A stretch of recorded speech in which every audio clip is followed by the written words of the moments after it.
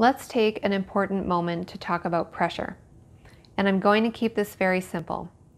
It does not take a lot of intelligence to bulldoze a muscle into submission, okay? Now, luckily for us, that's not the goal of any treatment we're going to do. The goal is tissue response, okay? Obviously, learning to feel tissue response is going to take time and practice, but we're all going to get there. I like to relate tissue response with having a conversation, okay? We've all seen that person enter a room and you just know that they're walking around with this really strong opinion that they're going to shove in your face, okay? It's obnoxious and it's not helpful. As it turns out, our bodies react the same way to too much pressure.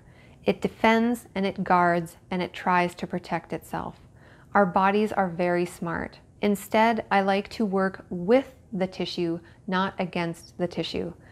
I like to let the body do what it wants, which most of the time is to relax. So what does it mean to work with the tissue? This literally means I'm picking up on tissue response, and if the tissue likes what I'm doing, it's going to start to loosen and you can feel that person's body relax. If I'm trying the technique for too long or over and over again with little to no reaction, then I'm probably going down the wrong way.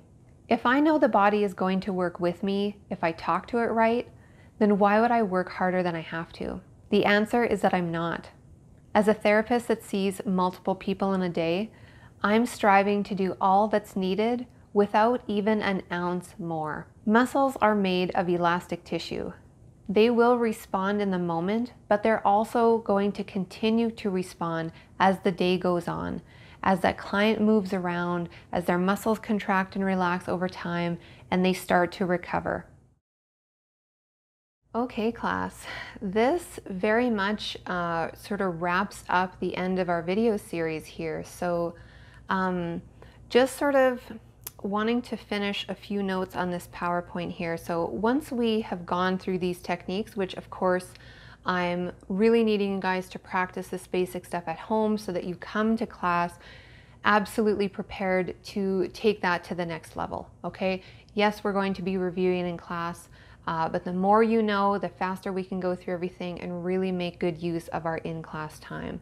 There's a few other videos that I want you guys to watch. That's listed there on slide 65.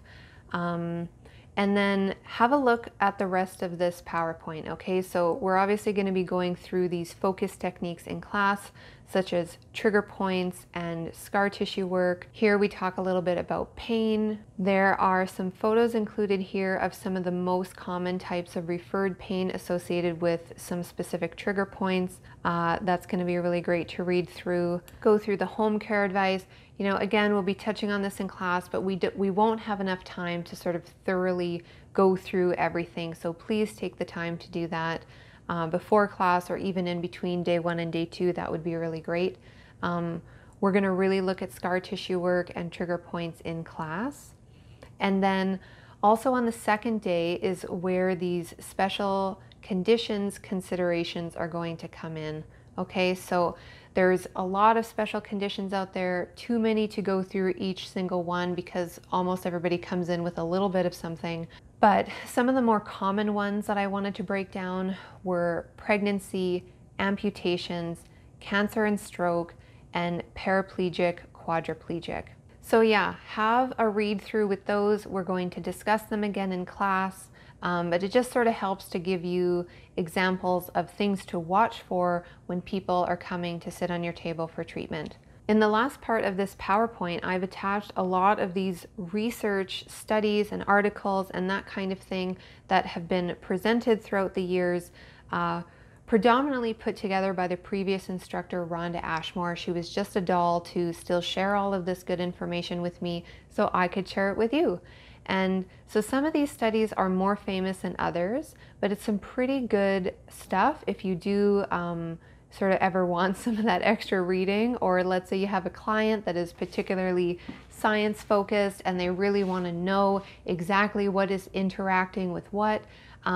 Perhaps one of these studies might be a good reference for them. Thank you so much. We'll see everybody in class.